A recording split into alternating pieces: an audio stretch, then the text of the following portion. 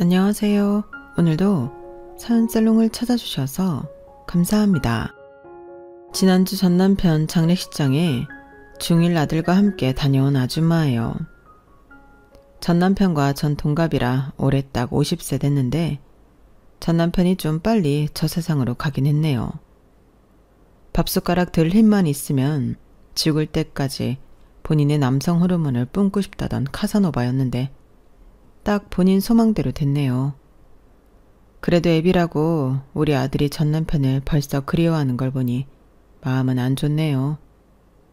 하지만 남편으로선 꽝이었기에 저는 아무런 감흥이 없어요. 남편이 죽기 직전까지 새로운 여자 찾다가 죽었걸랑요. 새로운 여자가 제일 설레인 데나 뭐래나. 몹쓸 인간. 하늘나라에서도 새 여자 찾지는 않으려나 모르겠네요.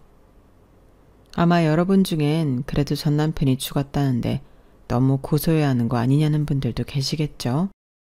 하지만 15년 전 결혼한 후 막장 전 남편과 함께했던 저의 기구한 인생 스토리를 들어보시면 아마 제 기분에 공감하실 거예요. 저희 아버지는 제가 3살 때 교통사고로 돌아가셨고 저희 엄만 3년 후 바로 재혼하셨어요. 제 밑으로 연년생인 여동생 한 명이 있는데 저희 자매는 워낙 어렸을 때 아빠를 잃은 터라 새아버지를 친아버지처럼 생각하고 자랐죠. 새아버지는 건설업을 운영하셨는데 한창 건설업 붐이일 때라 떼돈을 벌어오셨어요. 하지만 사업에 열중하느라 가정엔 소홀하셨고 나중에 엄마로부터 들으니 그렇게 바람을 피워대셨다고 하네요. 가진 게 없던 엄마는 새아버지가 바람 피우는 걸 심지어 두 눈으로 목격했음에도 모른 척 지나가셨다고 해요. 그래도 새아버지가 저희 자매에겐 정말 잘해주셨거든요. 마치 친딸처럼 말이죠. 여자여도 끝까지 교육받아야 한다며 대학원까지 보내주셨고 사랑으로 대해주셨어요. 그 모든 걸 포기할 수 없었던 엄마는 새아버지가 혈액암으로 돌아가셨을 때 임종까지 다 지켜봐 주었어요. 그리고는 100억 가까이 남은 재산을 다 물려받았죠. 엄만 저희 몫도 단단히 챙겨주셨어요. 그 재산이 현재 한 300억으로 불어나 있네요. 인생 살아보니 돈이 돈을 버는 거더라고요. 엄마가 언젠가 이런 말씀을 하신 적이 있어요. 난 네 아버지랑 29살 이후로 부부관계도 한 적 없어. 뭐? 그럼 그 후로 아버지 돌아가실 때까지 한 30년을 그냥 살았단 말이야? 왜 그렇게 살았어, 엄마? 여자로서 불쌍하게 말이야. 난 여자이기에 앞서 너희들 엄마니까 다 참아낸 거야. 나만 눈 딱 감고 입 닫고 있으면 그 양반 재산이 너희들에게 갈 수 있으니 말이야. 그 사람이 너희들한테는 잘했으니 그거 하나로 버틴 거야. 나한텐 참 모진 말도 많이 하고 못된 남편이었지만 그래도 아이들 클 땐 아빠가 반드시 필요한 법이다. 불쌍한 우리 엄마. 우리 때문에 다 참고 사셨구만. 참, 남자들은 왜 이렇게 바람을 피워대는지 당최 이해가 안 가. 그럴 거면 뭐하러 한 여자랑 결혼을 한 거야? 엄마도 바보야. 돈이 뭐 그리 대수라고 그깟 걸 참고 살아? 확 이혼해버리지 그랬어. 바람을 수시로 피워대며 굴욕감을 안겨줬던 새아버지와 이혼 안 하고 살았던 엄마에게 바보라고 했는데 그 천하의 바보가 제가 될 줄은 몰랐습니다. 적어도 콧대 높은 아가씨 때는 저희 엄마와 비슷한 신세가 될 줄은 상상도 못했었죠. 전 대학원을 졸업한 후 산업 디자이너가 되어 대기업 화장품 회사의 디자인을 도맡아 했어요. 일욕심이 있던 터라 화장품 케이스 디자인에서 시작됐던 저희 업무는 어느새 마케팅까지 확대되었죠. 회사 여기저기에서 김수혜 팀장을 찾았어요. 저한테 일 맡기면 기깔나게 완성해서 올렸거든요. 인생을 되돌릴 수 있다면 다시 그때로 돌아가고 싶네요. 자식, 남편 걱정 없이 온전히 저의 발전을 위해 힘쓰던 시간이었으니까요. 하지만 어김없이 결혼식을 재촉하던 엄마의 전화를 받을 때면 30대 중반이던 저의 나이를 실감할 수 있었어요. 그때만 해도 시집 안 간 30살 처자면 노처녀란 소리를 들을 때였거든요. 수혜야, 너 대체 시집 언제 갈 거야? 네 동생은 강남 300억 건물주한테 시집가서 애 둘 낳고 행복하게 살잖냐? 네 동생이 부럽지도 않더냐? 큰조카가 벌써 초등학교 입학했다. 아, 엄마, 걔는 걔고 나는 나지. 맨날 뭘 비교해요? 걔는 미스코리아까지 나갔던 애라 20대 냉큼 팔린 거고 뭐. 팔리긴 뭘 팔려. 그리고 네가 수진이보다 못한 게 뭐냐. 키가 딸려, 능력이 딸려, 인물이 딸려. 이제 일 그만하고 시집이나 가. 네가 지금 애를 낳아도 노산인데 아직 남자친구도 없어서 애쓰겠니? 돈 많은 남자들 다 놓치고 노처녀로 늙어 죽을 거야? 난 다른 조건 안 보는 거 알잖아, 엄마. 무조건 남자 얼굴만 보지. 정우성처럼 생긴 남자 아니면 시집 안 가. 야, 정우성이 왜 35살 먹은 너랑 결혼을 하냐? 그리고 남자 인물이 밥 먹여주냐? 네가 아무리 상속받은 재산이 있어도 시집가서 애는 무조건 낳아야 말년이 외롭지 않은 거야. 엄마 말 들어? 그냥 엄마한테 시집 안 갈 핑계를 댈 게 없어서 남자 얼굴 본다고 했는데 진짜 잘생긴 남자를 보니 한눈에 뿅 가더군요. 바로 저의 전남편이었죠. 회사 내에서 마케팅 일까지 하게 되니 자연스레 광고 업무도 맡게 되었어요. 지금까지도 톱스타 자리를 유지하는 여배우가 그때 우리 회사 화장품 모델을 했는데 뒤에 엑스트라로 나올 남자 모델을 뽑아야 했죠. 몇 명의 추천 모델이 회사로 왔는데 어느 한 사람이 눈에 확 띄더군요. 다가가서 말을 걸었죠. 정남역 씨 맞으신가요? 이름이 독특하시네요. 네, 맞습니다. 아버지가 지어주셨어요. 남자의 힘이란 뜻이죠. 재밌는 분이네요. 간단한 카메라 테스트 진행 후 결과 말씀드릴게요. 화면으로 본 그는 정말 빛이 났습니다. 허세했던 말투도 그저 유머러스하게만 느껴졌어요. 사람한테서 후광이 비친다는 말이 무슨 뜻인지 알 것만 같았죠. 그는 해당 CF 엑스트라 역할을 얻어냈고 그 남자의 전화번호를 안 저는 일 핑계로 연락을 해봤어요. 일생을 바람기가 다분했던 그는 제 관심을 단번에 알아차렸고 전화기 너머로 이런 멘트를 날리더군요. 근데 수혜 씨, 저한테 오로지 일 때문에 연락하신 거 아니죠? 다 알아요. 우리 사겨요. 일단 사귀면서 얘기 나눠요. 저도 수혜 씨의 모델 같은 외모에 뿅 갔거든요. 인생 짧은데 후회 없이 원하는 대로 살아야 하지 않겠어요? 어라? 평소 제 이상형이 지적이고 생각 깊으며 조용한 남자였는데 정반대였던 이 남자의 덫에 걸린 후 한동안 빠져나오지 못했어요. 눈 떠보니 전 이미 결혼을 확정짓고 이 남자의 어머니를 만나 뵙고 있더군요. 이 남자는 홀어머니의 외아들로 집안도 찢어지게 가난한 흙수저였죠. 반반한 얼굴로 연예계 쪽을 기웃거렸으나 만만치 않은 이쪽 경쟁을 못 견디곤 사업하겠다며 알아보던 단계였어요.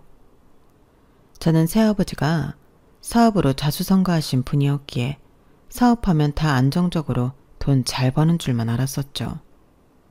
지금 생각하면 그때 세상 물정을 잘 몰랐네요. 남친의 홀어머니는 너무 가난하게 살아왔기에 그저 돈밖에 몰랐어요. 저를 처음 보는 자리에서도 돈 얘기를 아주 기분 나쁘게 하더군요. 돌려서 말하는 것도 아니고 아주 직설적으로 말이죠. 너그 집에 돈 좀 있다고? 우리 남녀기가 여자 하나 제대로 물어왔구만. 그럼 너그 엄마는 아직 살아 계시고? 네, 저희 엄마 아직 60대셔서 취미생활 하시면서 잘 지내고 계세요. 엄마한테도 돈 좀 물려주고 죽었을 거 아니야. 너희 새아버지가? 너 그 새아버지가 살아생전에 사업을 크게 했다며. 아, 네. 건설업으로 자수성가하신 분이라 저희 새 모녀에게 재산 물려주시고 돌아가셨어요. 그러니까 네 말인즉슨 네 엄마가 빨리 죽으면 너한테도 돈이 올 거 아니냐고. 전 순간 제 귀를 의심했어요. 며느리 하겠다고 인사 온 생전 처음 본 아가씨한테 할 말은 아니었기에 화가 머리 끝까지 나더군요. 옆에 있던 남자친구도 안절부절 못하고 있었죠. 아니 어머님, 무슨 말씀을 그렇게 하세요. 돈 때문에 저희 엄마가 빨리 죽기라도 해야 한단 말씀이신가요? 저도 대기업 다니면서 제가 쓸 만큼 충분히 잘 벌고 있어요. 아우 엄마, 무슨 말씀을 그리 하세요. 상견례 자리 얼른 끝내야겠네. 저 수혜랑 결혼할 테니 식장 잡거든 결혼식 날 한복만 입고 오세요. 그전엔 더는 모이지 말자고요. 야, 하나뿐인 아들아. 내가 뭐 그렇게 틀린 말 했냐? 어머니 빨리 죽으면 자식한테 그 재산 상속되는 거 상식 아니냐? 너희들 결혼해서 풍족하게 살으라고 한마디 물어본 것인데 눈을 희번떡거리며 대드는 게 맞는 거냐? 어머님, 제가 남혁 씨랑 이미 결혼한 것도 아니고 저 아직 이 집 며느리 아니니 할 말은 해야겠네요. 아무리 돈을 좋아하셔도 말씀을 가려서 하셔야죠. 처음 보는 자리에 예의가 너무 없으시네요. 이 결혼 다시 생각해 보겠습니다. 전 자리를 박차고 일어났어요. 세상에 태어나서 이렇게 예의 없는 노인네는 처음 봤거든요. 남편은 곧바로 저를 쫓아나왔고 그날부로 회사에 꽃과 편지를 매일 보내며 제 마음을 돌리려 했었어요. 어느 날은 집 앞에서 무릎을 꿇으면서 용서를 빌기도 했고요. 그때 끝까지 넘어가지 말았어야 했는데 전 이 남자와 시댁 분위기를 내 손으로 고쳐놓겠다며 결국 결혼하기로 해버렸죠. 사람은 고쳐 쓰는 거 아니라는 말을 한참 후에서나 들었네요. 지금 알고 있는 것을 그때도 알았더라면 얼마나 좋았을까요? 그 후로 후회투성이의 결혼 생활이 시작되었어요. 집은 물론 제 명이었죠. 허니문 베이비로 배는 불러오는데 남편은 사업한다며 집에 들어오질 않고 근처 살던 시어머니만 주구장창 방문해서 살림 간섭하기 일쑤였어요. 야 며느리야, 집안 곳곳에 먼지가 넘쳐나서 아주 폐병 걸리기 딱 좋겠구나. 내 귀한 아들 폐암 걸려 죽으면 네가 책임질 거냐? 어머님, 오버하지 마세요. 무슨 폐병에 폐암에. 아, 제가 놀면서 청소 안 하나요? 회사 다니며 야근까지 하면 밤 10시에 들어오는 거 모르세요? 이제 배가 나와 걸어 다니는 것조차 힘든데 그깟 먼지 갖고 난리세요. 이런 싸가지 없는 것. 넌 친아빠 빨리 죽어서 그런가 가정교육을 제대로 못 받아 처먹었냐? 어디 시어머니한테 대들어. 소파 위에 하얗게 먼지 쌓인 거 네 눈깔로 보이지 않느냐? 우째 다 늙은 나보다 시력이 더 안 좋으냐? 휴, 이뿐만 아니라 음식이 맵다, 싱겁다, 짜다. 반찬을 이렇게 해서 우리 아들 밥이나 제대로 먹겠느냐? 수건이랑 속옷은 팍팍 삶아야지. 왜 세탁기로만 빨래하려고 드냐? 등등. 시어머니 살림 간섭에 미쳐버릴 것 같았어요. 스트레스를 많이 받은 탓인지 회사에서 무리를 한 탓인지 전 하혈을 하기 시작했고 병원에선 입원을 권하더군요. 전 회사에 병가를 내고 임신 7개월에 입원해서 거의 누워 지낼 수밖에 없었죠. 친정엄마는 이런 절 보고 걱정을 엄청 하셨어요. 수혜야, 직장은 나중에 다른 곳 알아봐도 좋으니 병가 말고 완전히 사직서를 내버려라. 네가 상속받은 재산도 있겠다. 지금 아기 건강히 낳는 게 중요하지 돈이 필요냐? 엄마, 결혼 전까지 내가 일어놓은 커리어가 있는데 이렇게 끝내기엔 너무 아까워. 완전히 끈을 놓지 못하겠어. 프리랜서로 전향해서 하루에 단 몇 시간만이라도 일해서 보내야겠어. 아, 그놈의 일 욕심은. 근데 정서방은 사업한다고 아직도 잘 안 들어와? 네가 남자 얼굴만 보고 결혼하더니 결국 이 사단이 나는구나. 그게 어디 제대로 된 남편이냐? 본인 사업 좀 자리 잡히면 그땐 가정에 충실하겠지. 나도 일 욕심 있는 사람이어서 성공 아픈 그 마음은 이해해. 으유 맹추야, 넌 참 이해심도 좋구나. 우리 모녀가 돈이라도 좀 있어서 다행이지 돈도 없었으면 그런 남편 어딜 봐서 믿고 기다리니. 없느니만 못하지. 이렇게 친정 엄마에게 욕먹는 남편 방패막이가 돼주는 것도 한두 번이지.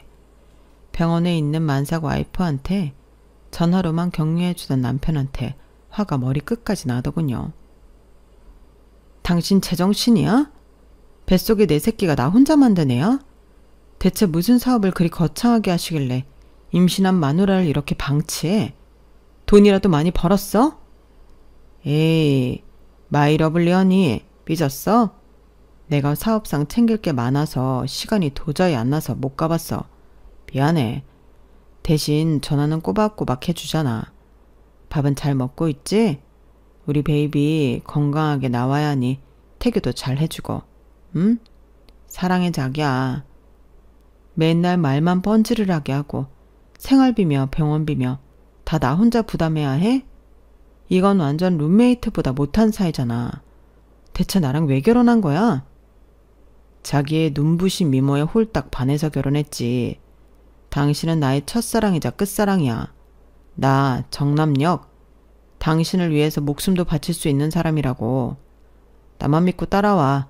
돈벼락 맞게 해줄 테니. 말은 청산유수였죠. 정말 입으로만 나불대던 남편은 출산 후 카사노바의 본색을 드러내기 시작하더군요. 어느 날은 술에 취해 완전히 개처럼 바닥을 기며 들어온 남편의 양복에서 휴대폰 2개를 발견했죠. 이건 무슨 폰이지? 남편의 세컨폰을 열어 메시지를 확인하던 전 까무라칠 뻔했어요. 어젯밤 좋았냐? 잠자리 스킬이 어땠냐? 와이프는 이제 완전 아줌마라 싫다. 난 자기가 최고다. 내 곁을 떠나가지 말라는 둥. 술집 여자를 향한 멘트가 아주 가관이더군요. 심지어 날짜를 확인하니 제가 병원에 있던 날, 출산한 날 다 술집에 가서 놀아놨더라고요. 피가 거꾸로 솟는 것 같았습니다. 사업하라고 사업자금까지 대주며 서포트해줬더니 딴 여자랑 놀아나? 너무 열받아서 남편에게 당장 따지고 싶었지만 술에 취해 깔라게 된 남편을 깨워봤자 다음날 기억도 못할 것 같았어요. 눈에 보이는 대로 면도기를 가져와서 술에 취해 자는 남편 머리를 빡빡 밀어버렸죠. 하도 세게 밀어서 곳곳에 상처가 났지만 내할 바 아니었어요. 그래도 분이 풀리지 않았으니까요. 그 다음날 근처에 살던 시어머니는 어김없이 찾아와서 육아하는데 훈수를 두기 시작했어요. 야, 수연이 목욕을 그렇게 시키면 어떡하냐? 더 따뜻한 물로 해야지. 대체 애를 왜 이렇게 춥게 키우는 거야? 너 돈 많잖냐? 가스비 아끼려고 그러냐? 어머니, 애 등에 땀띠 나고 얼굴에 열 꼽힌 거 안 보이세요? 그리고 어머님 댁에서는 전기장판 켜고 보일러 안 트시면서 저희 집만 오시면 그렇게 보일러를 하종일 트나요. 저희 가스비는 뭐 돈도 아닌가요? 넌 돈 많잖아. 시엠이 얼어 죽는 거 보고 싶어서 그러냐? 말 나온 김에 내 용돈도 올려주고 말야. 너희 집 와서 맨날 점검해주고 아이 봐주고 하는 값도 내놓으란 말이다. 어머님, 솔직히 말해볼까요? 오셔서 진짜 눈으로만 아기 보시잖아요. 언제 한번 기저귀라도 갈아주셨나요? 이유식 한 번을 만들어주셨나요? 청소나 요리나 맨날 지적하고 잔소리만 하시지 직접 나서서 해주신 적 있냐고요? 용돈은 한 달에 200개나 드리는데 더 달라고요? 양심 좀 있으세요, 어머님? 뭐? 양심? 이게 시애미를 가르치려 드네? 야, 내 65년간 배운 삶의 지혜를 너한테 전수하러 아들 집에 오는 건데 그걸 잔소리라고 표현하냐? 뭐 없을 것. 에휴. 저와 시어머니 사이에 큰 소리가 나자 안방에서 술 취해 자고 있던 남편이 걸어 나왔어요. 전날 새벽에 제가 머리를 박박 밀어놨으니 이것저것 상처난 대머리였죠. 시어머니는 두 눈이 휘둥그레지며 깜짝 놀라더군요. 아니, 하나뿐인 귀한 우리 아들 머리가 왜 그러냐? 너 어느 미용실에서 머리를 밀었길래 대머리가 돼버렸냐? 네? 제가 대머리라고요? 황급히 거울 앞에 서서 머리를 확인하던 남편은 너무 놀라 주저앉더군요. 저는 천연덕스럽게 거짓말을 했습니다.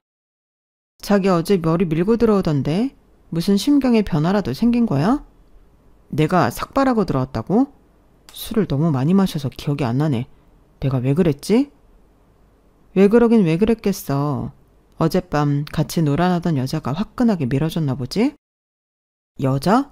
나한테 무슨 여자가 있다고 그래? 난 세상에 여자라곤 자기랑 우리 엄마뿐이 모르는 순진한 남자인데? 에휴, 말이나 못하면 밉진 않을 텐데. 전 세컨폰을 남편에게 집어 던졌어요. 이 폰 뭐야? 그 속에 내용이 아주 가관이더라. 뭐? 잠자리 스킬이 어쩌고 저째? 마누라는 아줌마라 이제 싫다고? 그렇게 좋아하는 술집년 찾아 당장 나가. 아, 이거 봤어? 이거 내 거 아니야. 친구의 태문이라고. 이름만 내 이름으로 돼 있지? 친구 거야. 믿어줘. 정남역. 난 뭐 바본 줄 알아? 날짜며 내용이 우리 상황에 딱 맞던데. 당신 나 하혈에서 입원했을 때 출산하던 날도 술집 여자랑 놀아났더라? 제정신이야? 사람이냐고. 당장 짐 싸서 나가. 여기 내 집이야. 아유, 며느리야. 너 지금 서방 보고 집 나가라는 거냐? 이 추운 날 우리 아들 보고 어딜 나가라는 거야? 쟤가 미쳤나 보네. 너 돈 좀 있다고 이 집이 네 명이라고 지금 남편 무시하냐? 어머님, 저 사람은 제가 입원해 있을 때도 술집 여자랑 굴러다닌 사람이라고요. 병원에 코빼기도 안 비추고 말이죠. 심지어 제가 출산한 날도 뒤늦게 와서 신생아 얼굴만 보고 갔다고요. 저희 친정 엄마가 간호해 주셨어요. 어머님도 다 아시잖아요. 아무리 그래도 네 남편 기죽이지 마라. 자고로 남자는 하늘이고 여자는 땅인 거야. 불변의 진리라고? 그게 무슨 불변의 진리인가요? 말도 안 되는 얘기죠. 솔직히 우리 수연이 아빠니까 참고 살았지. 생활비도 안 주고 집에도 잘 안 들어오는 남편 뭐 반갑겠어요? 당신 당분간 어머님 댁에서 생활해. 여기 들어오지 말고. 어머님도 당분간은 제 집에 오시지 마세요. 애 젖 먹이고 있는데 불쑥 들어오시는 것도 불편해요. 당분간 좀 떨어져서 생각 정리할 시간 좀 갖자. 무슨 생각을 정리해. 자기야, 난 자기밖에 모르는 거 다 알잖아. 다른 여자들은 스쳐가는 바람일 뿐이라고. 자기가 한 번만 용서해주면 다시는 이런 일 없을 거야. 맹세해. 어쨌든 바람핀 남편과 시어머니를 황급히 내보냈습니다. 두 사람 다 꼴도 보기 싫었거든요. 아기 앞에서 더 이상 큰 소리 내기도 싫었고요. 남편은 한 달간 시어머니 댁에서 생활하다가 집으로 기어들어왔어요. 한 달 동안 또 싹싹 빌고 무릎 꿇고 난리도 아니었죠. 거기에 또 넘어가고 말았네요. 남편은 다시 제 집으로 기어들어왔고 좀 정신을 차렸는지 생활비도 한 100만 원씩 갖다 주고 출퇴근도 제 시각에 하더군요. 나름의 안정을 찾아갈 때쯤 저희 동생으로부터 전화가 왔습니다. 언니, 엄마가 자궁암 말기래. 다른 곳까지 암이 다 퍼져버려서 손 쓸 수가 없는 단계인가 봐. 우리 엄마 죽으면 어떡해 언니? 너무 무서워. 뭐? 엄마는 그렇게 되도록 인지도 못하고 뭐 하신 거야? 왜 그 지경이 될 때까지 병원 안 가신 거야? 아, 이 일을 어쩌니 진짜? 일단 내가 엄마한테 가볼게. 엄만 곧바로 병원에 입원하셔서 최대한 암을 제거하는 수술을 하셨지만 이미 다 퍼져 있어서 의사들도 손 쓸 수 없다고 하더군요. 마취에서 깨어난 엄마는 마치 유언처럼 제게 말씀하셨어요. 수혜야, 난 차디찬 병원에서 죽고 싶진 않다. 사람들의 온기 있는 따뜻한 집에서 편안히 저 세상 가고 싶어. 나한테 너랑 수진이가 전부잖니? 너의 곁에서 눈 감게 해줄래? 저와 여동생은 마지막 소원인 듯한 엄마의 말씀에 따라 엄마를 집으로 모셨어요. 일주일에 저희 집과 여동생 집 반반씩 모시기로 결정했죠. 그런데 저희 집에 누워 계시던 엄마를 보고 남편은 싫어하는 눈치를 팍팍 주더군요. 자기야, 어머님 그냥 요양병원에 보내드리는 게 어떨까? 요양병원에는 의사가 상주하고 있으니 어머님 응급상황 시에 대처할 수도 있고 좋잖아. 우리 엄마 이제 진짜 얼마 안 남으셨어. 엄마가 마치 유언처럼 집에서 편안히 눈 감고 싶으시다는데 그거 하나 못 들어드리겠어? 간병인도 있고 나나 당신이 직접 기저귀 수발까지 들지 않아도 되는데 대체 왜 그래? 뭐 우리 수연이 교육상에도 딱히 안 좋을 것 같기도 해서 말이야. 우리 애기가 저렇게 시체처럼 누워있는 외할머니를 보고 무슨 생각을 하겠어? 오히려 무서워하지 않겠냐고. 지금 뭐라 그랬어? 시체? 뭐 어머님은 나중에 저렇게 안 늙을 줄 알아? 사람 늙고 병 드는 거 다 똑같지. 장모님 보고 뭐라고? 뚫린 입이라고 아무 말이나 해대는 거야? 당신 생각 없는 사람인 건 알았지만 진짜 잔인하기 짝이 없구나. 우리 엄마 보기 싫으면 집에 들어오지 마. 진짜 집에 들어오지 마. 듣던 중 반가운 소리네. 그래, 장모님 돌아가실 때까지 난 집에 안 들어오는 걸로 하지 뭐. 뭐? 네가 사람 새끼냐? 이 나쁜 놈아. 어차피 집구석에 잘 기어들어오지도 않으면서 아예 평생 들어오지 말아라. 남편과 별거 중이던 사이에 친정엄마는 병세가 위독해져 저희 집에서 돌아가셨어요. 다행히 제가 임종을 지켜볼 수 있었죠. 엄마가 의식이 있으셨을 때 마지막으로 하셨던 말씀은 아이에겐 아빠가 필요하니 웬만하면 남서방과 이혼하지 말라는 거였어요. 그래도 장모님 장례식에는 불러야 할 것 같아서 남편을 불렀는데 남편은 장례의 모든 절차에서 열과 성을 다해 주었어요. 울기도 엄청 울고요. 뭐야, 쇼하는 거 아니야? 라고 생각하기도 했지만 제 여동생도 형부의 그런 모습을 보고 놀랄 만큼 정성을 다하더군요. 그 모습에 일단 모든 걸 덮고 다시 한번 부부 생활을 함께 하기로 했네요. 그 후로 5년 동안 남편은 생활비 월 50만 원씩 갖다 주며 생색을 엄청 내더라고요. 자기가 자존심 다 버리고 사업해서 번 돈이라면서요. 사업한답시고 일주일에 2, 3일 정도 외박하는 것도 계속되어 부부싸움도 잦았죠. 이게 가스라이팅인지 뭔지 그렇게 말썽 부리다 한번 잘해주면 거기에 넘어갔던 것 같아요. 천하의 바보가 여기 있네요. 그러던 어느 날 제 팬티에 피가 비추고 아랫배가 아파와 산부인과에 가봤어요. 가정검사를 다 해보더니 결과는 자궁암 말기. 종양이 너무 커서 한 6개월 정도밖에 못 산다더군요. 이럴 수가.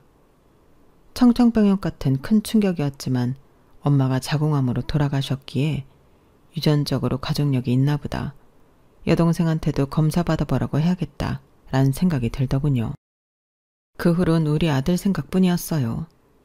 우리 수연이는 어떡하지? 내가 죽으면 누가 키우지? 도저히 믿음이 안 가는 남편한테 맡길 수 있을까? 경제적으로 여유 있는 동생한테 맡길까?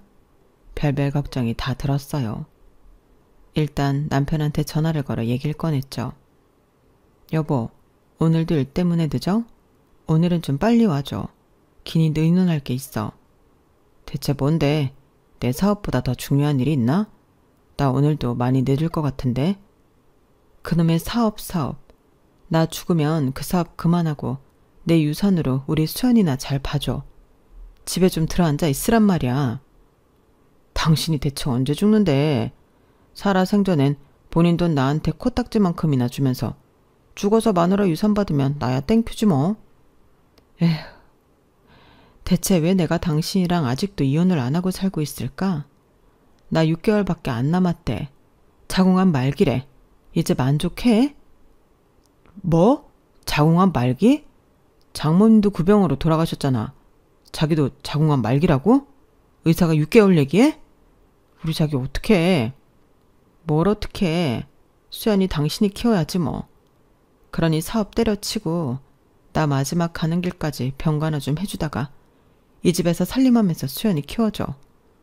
적어도 우리 아들 고등학교 때까진 재혼하지 말고. 어? 자기야, 내가 간호 잘할게. 지금까지 너무 미안했어. 내가 지금 당장 집으로 달려갈게. 뭐 먹고 싶어? 일단 자기 좋아하는 꽃 많이 사갈게. 치킨? 족발? 자기가 좋아하는 음식 다 사갈게. 됐어. 치킨 족발은 무슨. 집에나 들어와. 엄마가 이 병으로 돌아가셔서 그런지 그냥 좀 덤덤하네. 우리 아들 걱정에 마음이 찢어지지만. 집으로 돌아갔더니 남편이 집안을 꽃밭으로 다 꾸며놨더군요. 걔가 천선을 한 건지 내 재산이 탐났던 건지 그날부로 남편은 180도 달라져서 저한테 지극정성이었죠. 생활비를 200씩 주고 요리를 해주고 매일 집 앞 꽃가게에서 꽃을 한 알음 사다 주었어요. 저에게 전신 마사지를 해주었고 약도 챙겨주었고요. 완전히 딴 남자랑 사는 것 같더군요. 제가 자궁암 말기라는 사실을 안 여동생이 전화와서 큰 병원 2군데를 예약해놨으니 재검을 한번 받아보라고 하더군요. 하나뿐인 언니를 이대로 떠나보낼 수 없다면서요. 동생이 예약해놓은 곳에서 재검을 받아봤죠. 결과는 암덩어리가 아닌 양성 종양. 대학병원 2곳 모두 암이 아니라더군요. 양성 종양은 절제하면 인체에 아무 해가 없다면서 절제 수술 날짜를 잡았어요. 하느님 부처님 감사합니다. 저는 무교였지만 그 순간만큼은 세상의 모든 신에게 감사를 드렸네요. 기쁜 마음에 일단 남편한테 연락했어요. 여보, 나 암 아니래. 그냥 양성 종양이어서 떼어내면 일상생활 할 수 있대. 말기암 시한부 판정이 오진이었대. 뭐? 대체 어떤 게 정확한 거야? 그럼 시한부 아니라는 거야? 종양만 떼어내면 예전처럼 그냥 생활할 수 있다고? 여보가 요즘 내 앞에서 매일 기도해주고 꽃 사다주고 요리해주고 우리 수연이한테도 잘해준 덕분인 것 같아. 정말 고마웠어 요즘. 아, 그렇구나. 암이 아니었구나. 나 암인 줄 알았네. 그래, 뭐 축하해. 난 오늘부터 다시 사업에 매진해야 하니 좀 늦을 듯해. 어? 반응이 뭐 이리 뜨뜻미지근해. 내가 암이 아니라는데 기쁘지도 않아? 내가 시한부가 아니라는 게 기분 나빠? 솔직히 말하면 당신 죽으면 나한테 콩고물이라도 좀 떨어질까 해서 잘해줬던 거지 뭐.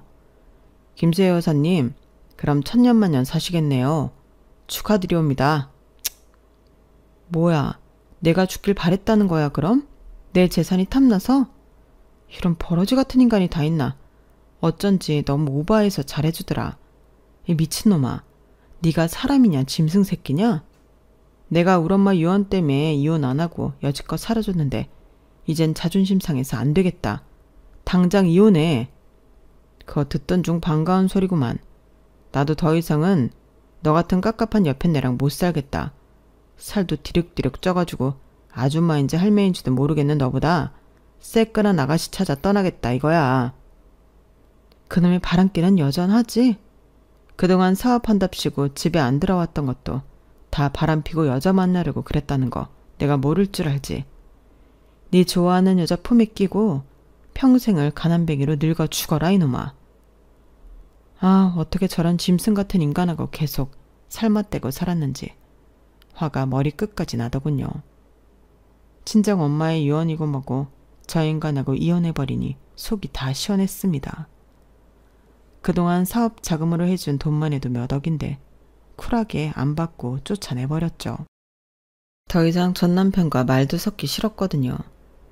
우리 아들 수연이는 가끔 집에 들어와서 같이 놀아주던 아빠가 그리웠는지 간혹 찾더라고요.